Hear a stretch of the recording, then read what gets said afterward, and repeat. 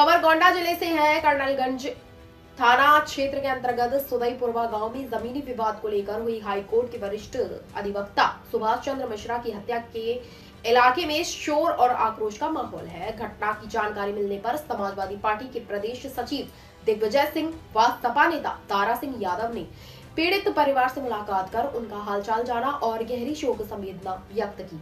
उन्होंने परिजनों को ढांढस बंधाते हुए कहा कि इस दुख की घड़ी में पूरी समाजवादी पार्टी उनके साथ खड़ी है। प्रदेश सचिव ने कहा कि दिन दहाड़े एक वरिष्ठ अधिवक्ता पर हमला और उनकी हत्या प्रदेश की कानून व्यवस्था पर गंभीर सवाल खड़े करता है। उन्होंने आरोप लगाया कि उत्तर प्रदेश में कानून व्यवस्था पूरी तरह से फेल हो चुकी है और अपराधियों के हौसले बुलंद हैं। दिग्विजय सिंह ने कहा कि पीड़ित परिवारों को न्याय दिलाने के लिए समाजवादी पार्टी पर हर संभव सहयोग करेगी। उन्होंने यह भी कहा कि यदि जरूरत पड़ी तो पार्टी सड़कों पर उतरकर विरोध प्रदर्शन करेगी और दोषियों की कठोर कार्रवाई की मांग करेगी।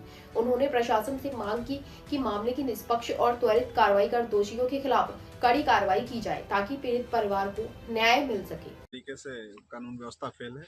पुलिस को सूचना देने के बाद अभी परिजन से मिले और परिजन ने कहा कि पहले ही सूचना दी गई थी। पूरी तरीके से फेल है। पूरी तरीके से इंतजार किया जा रहा था कि किसी तरीके से घटना को बड़े किया जाए और घटना होने के बाद अब किस तरीके से पुलिस उसको टाल मटोल करके किस तरीके से आरोपियों को बचाने के नाम पे या जो वीडियो में और लोग दे रहे हैं इनसे किस तरीके से वसूली होगी, ये सभी प्रकरण के पुलिस की जानकारी में पुलिस पूरी तरीके से फेल है। लगातार अधिवक्ताओं की ही नहीं, जो समाज की रीढ़ होता है, जो न्याय के लिए लड़ता है, उसकी हत्या होना बड़ा दुखद है और इस परिवार के साथ हम लोगों की पूरी सहानुभूति है। जैसी भी जरूरत पड़ेगी इस परिवार के साथ हम लोग हमेशा खड़े रहेंगे। क्या आपने इस घटना की सूचना राष्ट्रीय अध्यक्ष जी को दी है?